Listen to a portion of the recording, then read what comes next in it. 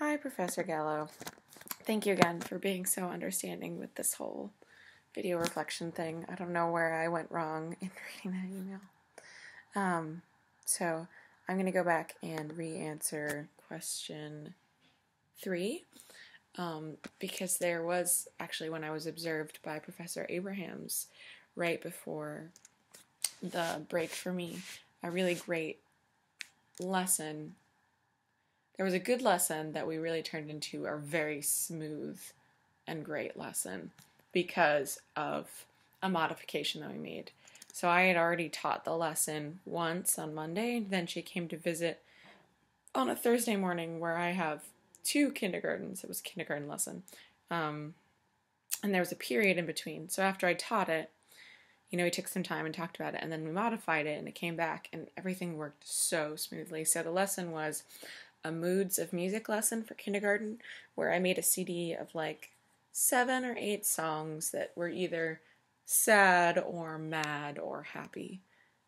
Like the Imperial March from Star Wars was mad, and Clair de Lune was, sad or calm, and happy was The Entertainer or the Maple Leaf Rag. I had a couple of different things in different genres. And I started off the lesson by reading Dr. Seuss's My Many Colored Days, and we talked about the different colors associated with the different emotions.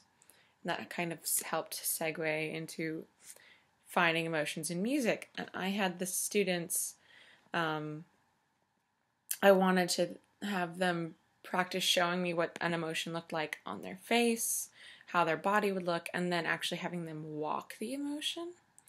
But the problem with that was my Monday class was just very well behaved. The Thursday morning first class that Miss Abraham saw was a little bit raucous, and they were being a little bit crazy while listening to the music. Some people were, dancing around, and that shouldn't have been happening. And so Mrs. Laskowitz and I were talking as we were in the group with Miss Abrahams, and thought, why not have the students close their eyes while they're listening? It just adds a more calming effect to the activity. So then when they finally, close their eyes, listen to the song, raise their hand then once it's done. Because one thing that was happening too, I told them, raise your hand when you know what emotion this piece is. And the minute that the music started, they would be like, oh, I know! And so if I told them to close their eyes and then wait to raise their hand until they could open their eyes again, it also just let them actually listen to the music as opposed to just wanting to answer a question, so they're raising their hand and then they kind of tune out. So yeah, we had them close their eyes when they were listening, and that really, for the next period, just set the tone of really calm. So then when they finally got up to walk it, and I did it for 7 pieces, so they had more than enough chance to do it, they were just in a lot better place. I feel like they were in a much more calm mindset, whereas the period before had kind of started to spiral out into craziness because it had just been fed over and over of like little things that was making them excited, getting a little too crazy, and never having a moment of calm. I had several moments of, get out your jitters, but then the jitters kind of just went on and on. So yeah, that was a really great lesson because I loved the listening, and you could see I've always made it a point to choose many different kinds of music. So I chose, I can even pull it up right now.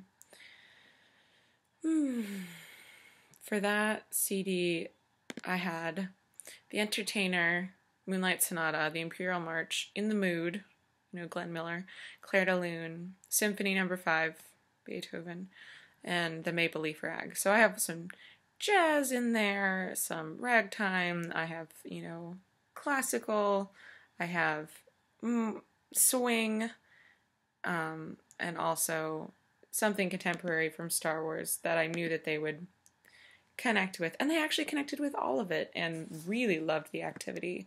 I did very well at identifying what moods were kind of the general overarching characteristic of the piece. And then the walking they really enjoyed. And I've been running with that for the last couple of weeks, doing some listening stuff that includes movement with kindergarten, because I just think it fits really well into what they can do. Most of them can't write, some of them have trouble reading, and so you don't want to do a lot of like written work.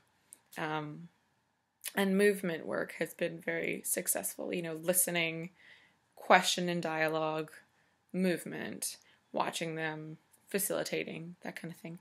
So yeah, I think modifications, I'm always doing that. The first time I teach a lesson, there are very few times in which I'll teach a lesson and then I don't need to make any modifications. Last week was the first time that happened.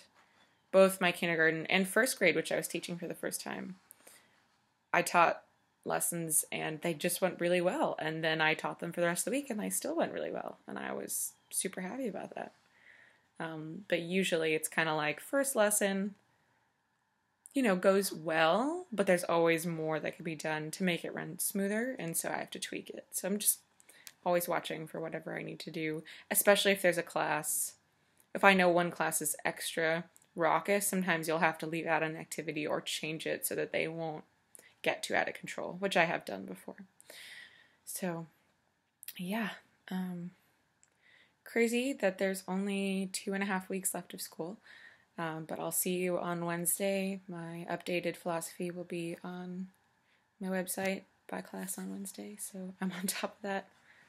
And yeah, thank you again, and have a lovely week.